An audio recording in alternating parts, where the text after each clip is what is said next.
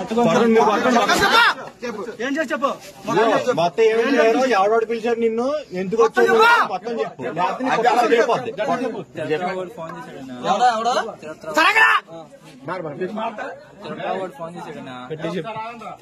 Phone చేసాడు, చేసి చెరుగాడు పనికిరా అన్నాడనా.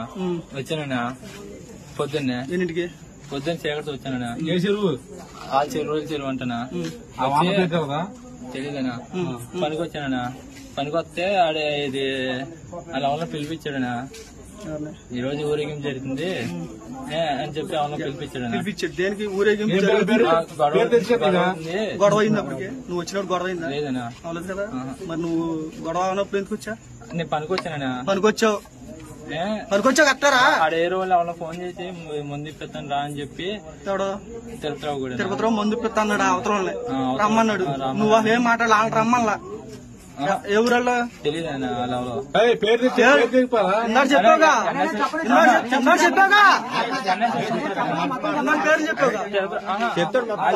పేరు వేరే వాళ్ళు నీకు తెలుసు వాళ్ళ పేర్లు చెప్పు. ఎన్ఎస్ఎస్ ముగ్గురు వచ్చారనా. అని పేర్లు చెప్పరా? ఊరు చెప్పారనా. ఎన్ఎస్ఎస్ ముగ్గురు వచ్చారనా. ముగ్గురు వచ్చి వాళ్ళగా అది గొడవ అవుతుంది అని చెప్పాడు. గొడవ లేదనా.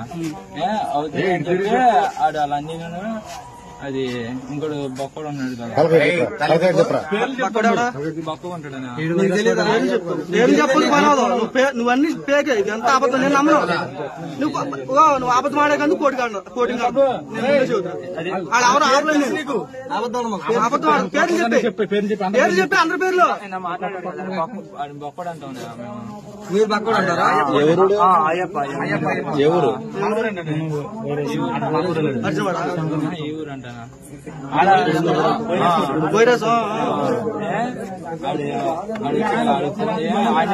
తెలుసా?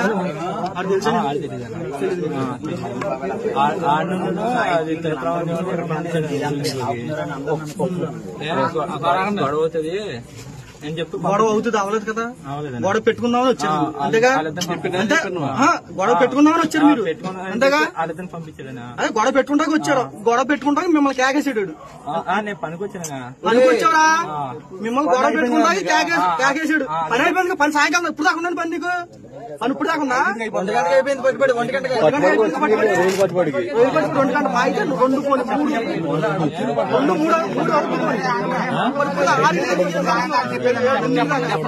వాళ్ళిద్దరిని పంపించాడు ఊరికి. వాళ్ళిద్దరు వచ్చి గొడవ పెట్టుకున్నారనా. ఎవరెవరు పేరు? అది ఎవరు తెలుసు నీకు? వాళ్ళ పేరు